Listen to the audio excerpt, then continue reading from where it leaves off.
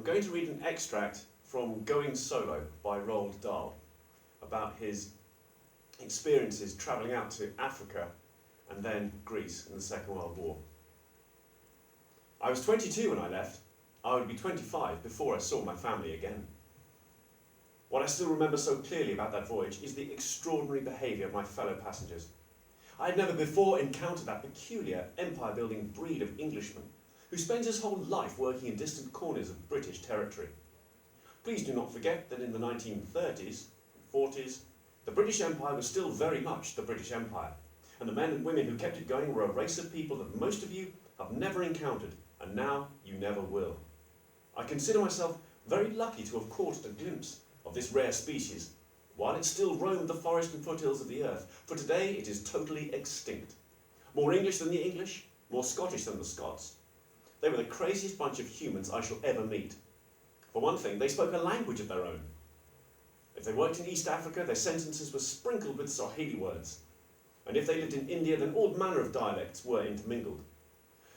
As well as this, there was a whole vocabulary of much-used words that seemed to be universal amongst all these people. An evening drink, for example, was always a sundowner. A drink at any other time was a chota peg. One's wife was the memsahib. To have a look at something was to have a shufti, and from that one came the RAF Middle East slang for a reconnaissance plane in the last war being a shufti kite. Something of poor quality was shenzi. Supper was tiffin, and so on. The empire builder's jargon would have filled a dictionary. All in all, it was rather wonderful for me, a conventional young lad from the suburbs, to be thrust suddenly into the middle of this pack of sinewy, sunburnt gophers and their bright, bony little wives. And what I liked best of all about them was their eccentricities.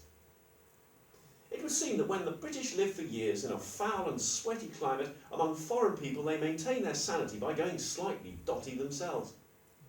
They cultivate bizarre habits that would never be tolerated back home, whereas in faraway Africa or Ceylon, or in India or the Federated Malay States, they could do as they jolly well pleased.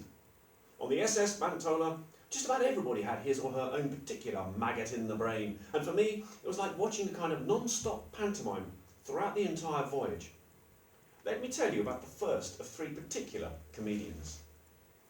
I was sharing my cabin with the manager of a cotton mill in the Punjab called UN Savoury. I could hardly believe these initials when I first saw them on his trunk. And I had the upper berth. From my pillow I could therefore look out of the porthole clear across the lifeboat deck and over the wide blue ocean beyond. On our fourth morning at sea, I happened to wake up very early. I lay in my bunk gazing idly through the porthole and listening intently to the gentle snores of UN Savoury, who lay immediately below me. Suddenly, the figure of a naked man, naked as a jungle ape, went swooshing past the porthole and disappeared. He had come and gone in absolute silence, and I lay there wondering whether perhaps I'd seen a phantom or a vision, or even a ghost. A minute or two later, the naked figure went by again. This time I sat up sharply. I wanted to get a better look at this leafless phantom of the sunrise, so I crawled down to the foot of my bunk and stuck my head through the porthole. The lifeboat deck was deserted. The Mediterranean was calm and milky blue, and a brilliant yellow sun was just edging up over the horizon. The deck was so empty and silent that I began to wonder seriously whether I might not, after all, have seen a genuine apparition, the ghost perhaps of a passenger who had fallen overboard on an earlier voyage, and who now spent his eternal life running above the waves and clambering back on board his lost ship. All of a sudden, from my little spy hole, I spotted a movement at the far end of the deck. Then a naked body materialised, but this was no ghost. It was all too solid flesh, and the man was moving swiftly over the deck between the lifeboats and the ventilators, and making no sound at all as he came galloping towards me.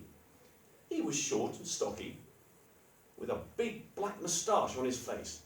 And when he was 20 yards away, he caught sight of my silly head sticking out of a porthole, and he waved a hairy arm at me, and called out, "Come along, my boy, come and join me in a canter. Blow some sea air into your lungs, get yourself in trim, shake off the flab." By his moustache alone, I recognised him as Major Griffiths, a man who had told me only the night before at the dinner table how he had spent 36 years in India, and was returning once again to Allahabad after the usual home leave. I smiled weakly at the Major as he went prancing by, but I didn't pull back. I wanted to see him again. There was something rather admirable about the way he was galloping round and round the deck with no clothes on at all. Something wonderfully innocent and unembarrassed and cheerful and friendly. And here was I, a bundle of youthful self-consciousness, gaping at him through the porthole and disapproving quite strongly of what he was doing. But I was also envying him. I was actually jealous of his total don't give a damn attitude. And I wished like mad that I myself had the guts to go out there and do the same thing. I wanted to be like him. I longed to be able to fling off my pyjamas and go scampering around the deck in the altogether, and to hell with anyone who happened to see me. But not in a million years could I have done it. I waited for him to come round again. Ah, there he was. I could see him far away down the deck, the gallant galloping major who didn't give a fig for anybody.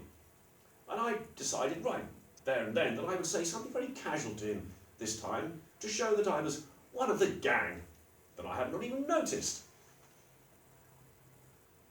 But hang on a minute. What was this? There was someone with him. There was another fellow scooting along beside him this time, as naked as the major he was too. What on earth was going on aboard this ship?